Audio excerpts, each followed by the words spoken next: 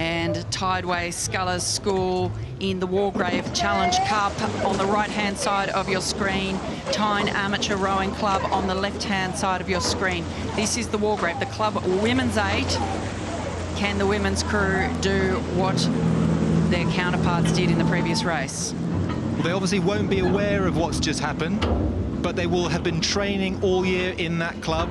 They will understand how to make sure that they get the best performance on the day and execute their race plan. It looks to me, though, that Tyne have just got that nice, tidy, lively start, and they look to have taken a lead already.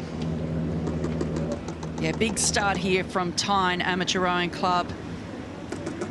Although, with what we've just seen, note to self, don't write anyone off in the first half of the race.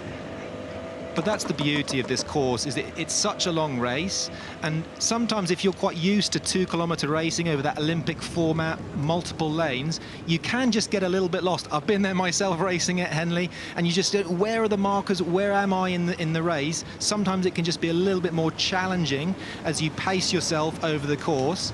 And looking at this shot here on the right-hand side of your picture, it does look like Tyne Amateur Rowing Club have got that nice, loose, long stroke, and they've taken out probably a length and a bit of lead over the Tideway Scullers School. Yeah, they're looking really composed here. I mean, this is a much bigger lead than we saw in the previous race. We're still waiting for that number 2 to come up on the barrier to give us an indication, but that's a significant lead that Tyne Amateur Rowing Club has at the barrier. And what I love with this shot is it just shows, if you look at the front of the boat, the bow of that white boat on the right-hand side, you can just get that sensation that as the oars are going in the water in complete unison, that hull is popping out of the water, and that allows you just to get a bit more boat speed out of the water. Brilliant, lovely shot. Yeah, look at the elbows coming through, really punchy into the back end there. Keeping the handle moving, not getting caught up at the back end of the stroke. I just get the sensation from this crew that the strokes are also really well pressed out. You could just hear that clunk at the finish of the stroke, and each of those spoons is really finishing and pressing that stroke out, which is so important in 8s racing. So still fairly handy lead here for Tyne Amateur Rowing Club. Jennifer Peacock in the stroke seat, 26 years of age, 4 previous Henley Royal Regattas. She's no stranger to the Wargrave. It's the only event that she's entered at Henley Royal Regatta.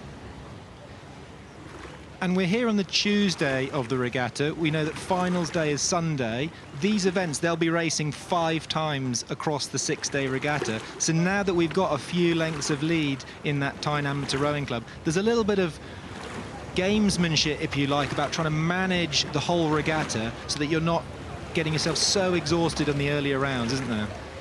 That's right, and these athletes are so experienced, they'll know how to handle this event. It's really only the bow and 2 seat, Halima Sharif and Chloe Matthews and the coxswain, who haven't done Henley, but every other athlete in the boat has.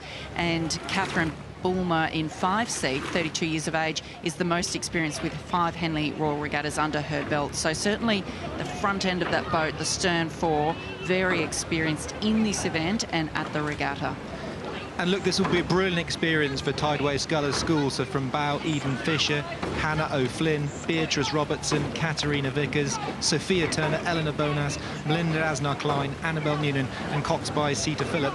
They will use this experience as they try and deliver their best performance to go from A to B as fast as they possibly can. They'll get a score, they'll get a time, and then they can build.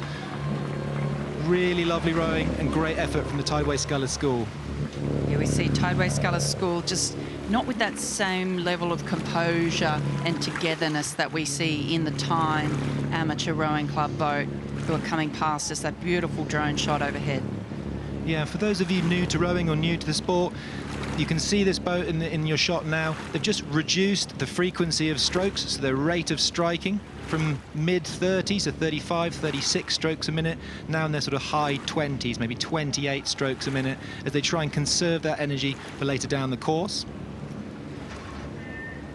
Nevertheless, you want to be practicing great technique and also rehearsing your calls, your pushes as you come down the Henley Straight, so you can get even more reminder of those markers for the future rounds.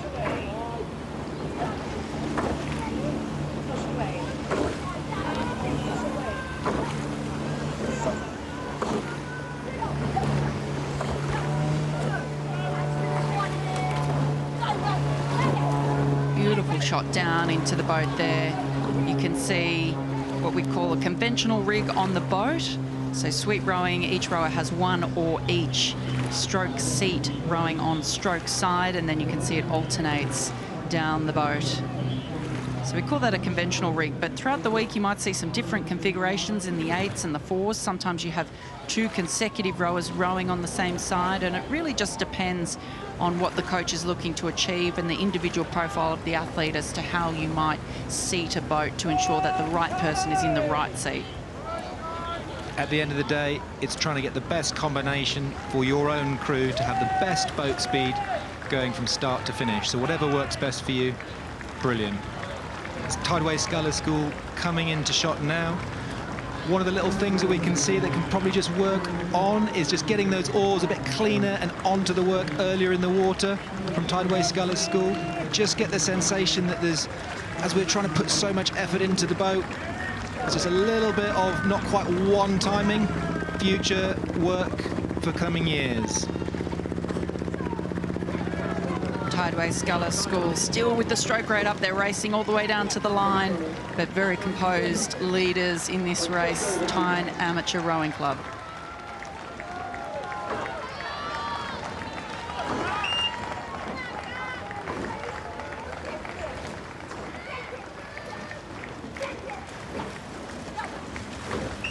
And confirmation there in the Wargrave Challenge Cup. It was Tyne Amateur Rowing Club over Tideway Scullers School.